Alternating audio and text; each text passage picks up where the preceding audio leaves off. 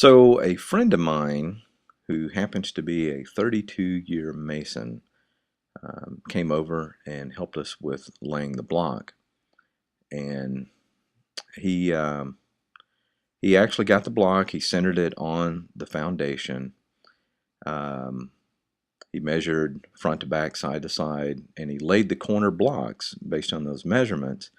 Then he measured the corner blocks to check for squareness.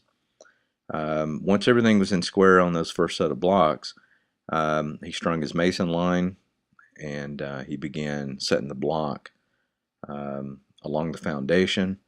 When he got ready to set the second stack of blocks, he laid down a lintel screen, and that allowed us to fill this top cavity, and I'll explain that a little bit more in this video of that process. But when he laid that last block in this whole series, it was in between two other blocks, and I'm telling you, it fit like a glove. So here, after the block is set for a couple of days, we cut out the center of that top block to create lintel block. And what the lintel block is going to allow us to do is to fill that upper cavity with concrete, and that basically takes this top part and it ties the entire thing together as if it is one block. And in here you'll see that that dark shadow area at the base of that is lintel screen. About every third block we went through and we knocked a hole, especially on the corners, knocked a hole, and we allowed the concrete to fall in between down to the first block. This ties the entire structure together, makes it solid.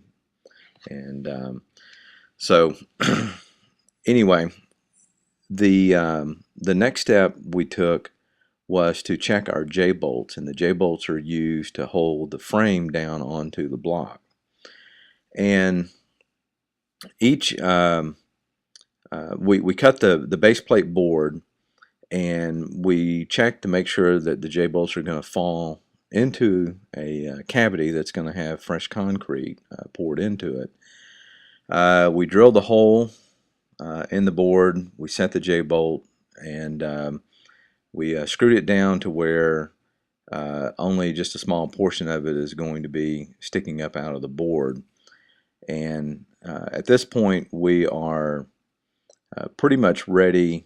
After doing that, we're pretty much ready to begin the process of pouring the concrete into that lintel block.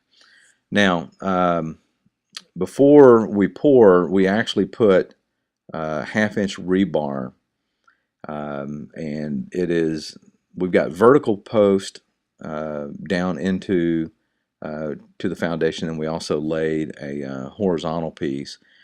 And so if there's any separation or anything of the block, it becomes more difficult for it to separate away from this rebar.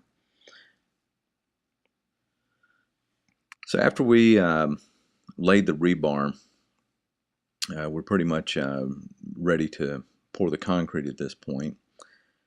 And so as you can see, we began filling the lintel block with concrete. And it's going around the half-inch rebar for that added strength that I had mentioned earlier. But I think all in all, for this 12 by 17 foot structure, we probably used about 80 bags of concrete, if I recall, to fill in this cavity area. It took a lot more than what I had expected, but I bought enough concrete. So after this sets, we're going to put the J-bolts in there, and we'll be ready to attach the base plate. Alright, as you can see, we have our J-bolts secured in the concrete that we have poured. I just have these bricks along the covering these bolts, so that way if anyone was to trip and fall, they would hit the brick instead of the post that is coming up through the concrete. and would not want anybody to impale themselves. So next step is that we're going to put the plate back on the top of the bricks once we get the framing put together, and then we'll stand the walls up, and we will bolt the plates back down onto these J-bolts. I will be filling this area in here with concrete. I decided to go ahead and bring that closer to the edge of the wall here. So these are just pieces of the block that we had knocked out when we created the lintel. We converted these into lintel blocks. So, okay, more to come.